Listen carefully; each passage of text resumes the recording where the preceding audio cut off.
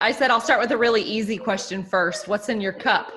Oh, what's in my cup is a cup of water. Oh, me too. All Cheers. right. Hydration is key. All right, so I guess to dive right into it, why are you running for Lee County Commission District 1? Sure, sure. So I started running for this campaign 20 months ago. And the reasons I stepped up 20 months ago are somewhat different than the reason I'm doing it now. 20 months ago, it was about the issues. It was about clean water. It was about infrastructure. It was making sure that we had a safe community for our kids to get to school, stay at school safely, and arrive home safely. Those are some really big issues for them. Water, public safety, and growth. But during this COVID-19 issue, it has become so obvious that we have throughout the nation, municipalities and counties, and even some cases states, that are overreaching on their authority as a government, telling people what to do. And it is more important now than at any time than I can remember in my lifetime to have local government that stands by the people and will not infringe on their Bill of Rights. So I'm that guy. I'm a former military guy. I've had a lifelong of service, and I'm a Goldwater Republican. So I'm not a big government guy, but I am a man of the people, by and for. All right, so water obviously in Lee County is a huge issue in all of Southwest Florida, really. Having grown up here and you've lived here a long time, watching that blue-green algae in the water, it's just heartbreaking. So what, if you got elected, would you do differently than we've seen in recent years? Oh, great question. So there's been a lot of advocacy going upstream, but there really hasn't been a substantial amount of activity locally. I would continue the advocacy, and keep in mind, it's not just Lee County advocating to Tallahassee and DC. We have all the counties going up the Caloosahatchee, as well as the municipalities and counties around Lake O and outwards to the east. So advocacy is something that needs to be continued, but we need to focus inwardly here at Lee County and what are we doing locally to contribute to the mess, whether it be stormwater runoff, there are some initiatives in Lee County. They need to be expanded. We need to reduce our dependency on the swell system for managing our rainwater, our stormwater, because every time it rains, everything from the asphalt to what's in our grass ends up in our estuary. We also need to remove our dependency on septic systems. That's not an overnight issue. But you know what is an overnight issue? Is the ability to say in Lee County, we're going to have a recurring septic inspection process. And whatever that frequency is, we need to figure out what it is. It used to be in the state of Florida, got returned to the counties. This county did nothing with it. And we also need to take the various municipalities in Lee County and harmonize their fertilizer ordinances. Right now, there's 7 different ordinances in Lee County, depending on where you live. And no 2 are the same. And some of them, depending on how many golf courses they have on their island, are probably more generous than others. So we need to look at a county and as a region, how can we consent on making Lee County's ordinances for fertilizer, our best practices for stormwater, our activities for septic systems, and also engage in what can we do to remedy it from a filtration process? How about restoring some of our oyster habitats here in the area? Yeah, so like it's an approach that's, we wish we could snap our fingers and fix it overnight, but it's really a multi-tiered approach for sure. Absolutely, and many politicians go after the silver bullet. There is no silver bullet to a complex problem like this. We have to approach it from every angle, and we have to engage all of our citizens in the remedy. And some of the citizens will gravitate towards this activity or that activity, but the reality is we have to create overall awareness, funnel those people in the areas that they're interested in, and get civic engagement in solving our issues here.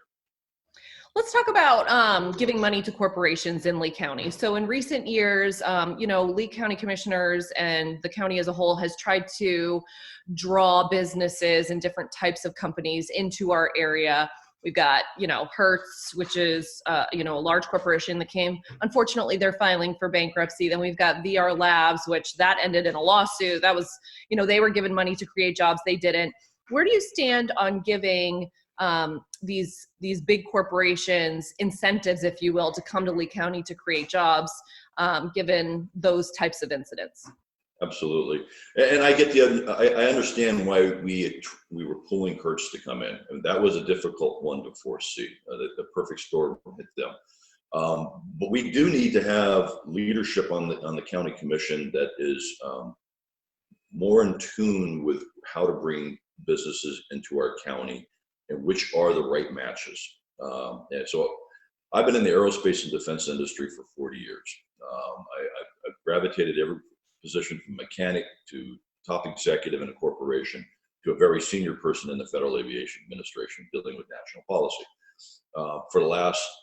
Since 2002, I've owned my own business, and as a consultant, I've been moving companies around the world for other aerospace and high-tech companies.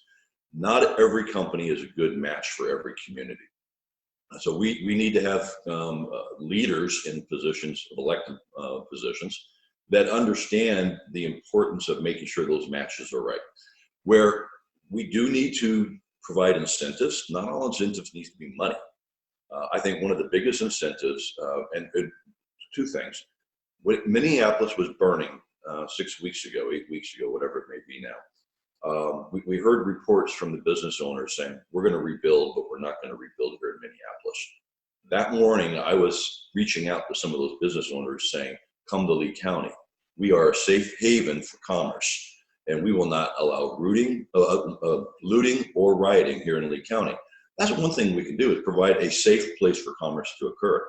The other is, and bring your children, because we'll have a world-class educational system, whether it be in our public school systems or supporting a charter system or a voucher system. Lee County has been about school choice, and we will continue to do that here in Lee County. These are some of the variables that people value in addition to tax benefits. I'm not a proponent of giving money out. I'm not a proponent of saying you don't have to pay taxes for 6 years just to move here. We have sunshine. That's another wonderful attribute.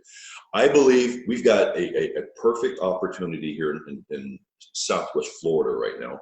RSW, which is our Fort Myers Airport, is the newest airport in the United States since 9/11. The first one has been certificated by Homeland Security since 9/11. That is a beautiful location for expansion. It's built for expansion. We have Airglades that's coming out in Henry County, which is going to essentially be one of the largest cargo airports in the eastern part of the United States. And then we have Port Charlotte, which is a wonderful commuter airport. We need to figure out how we leverage our regional economic footprint and attract businesses to that entire area, because the people who feed that will locate all throughout that region and will commute. But we can't forget the people who are already here, the businesses that are already here. We need to make sure that they come along, that we also provide them opportunity for growth and keeping that environment that they selected long ago healthy. Now, there's a lot of ways of doing that. But I would say diversification in our economy is critical. As we see in this last year, the cyclic notion of essential versus non-essential, we need to make sure that we can flatten that out with different types of business diversity. And then I guess the last question I'll ask you is, a lot of people are going to watch this on our website, and because, we're going to post it from beginning to end. If they don't know you, maybe what makes you different? What sets you apart from your opponent? Yeah. So there's a lot of negative things going on out there right now. And I even had a mailer targeted at me. It was like, oh my, how can they even bring these things up? They're all full of lies.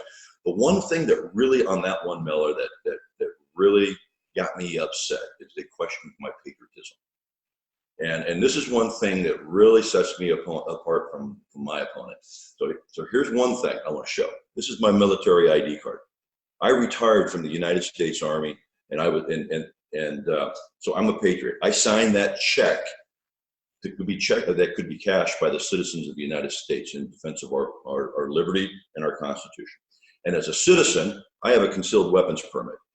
I will make sure that I defend all of the Bill of Rights in our county. And it's not just talk, it's action. And I think that's a big difference. The other area is that, you know, I actually finish things that I start. Um, you can go onto my Facebook site, you'll hear about my history of growing up as a kid, some of the challenges I had as an adolescent. I put it all out there. There is no ambiguity about who Michael Dreikorn is. I've worked my way up from a teenage runaway up to a very successful man that has a doctorate from George Washington, and I'm an international speaker on regulatory issues, safety, and infrastructure. I get things done, and I would like to invite anybody who sees this video to go to my website. It's www.votedreikorn, DREIKORN.com, and check me out on Facebook. You really, I think it's important that when you vet a candidate, you don't just listen to the words. You know, they have to be able to put their entirety of their life out there so that you know, based on their character, how they are going to represent you in office. And I think I'm doing that quite well with my presentations to people. Now you know how our poor meteorologists feel when they go to point this way, but on the TV they're pointing the other way. Yeah, right. It's not easy. Well, awesome. Thank you so much for taking the time to sit down with me, and I would say have coffee with me, but we're both drinking water. So cheers to you. Cheers. And I'm sure we'll be seeing you soon. Wonderful. Thank you, Amy. Thanks. Bye. Have a good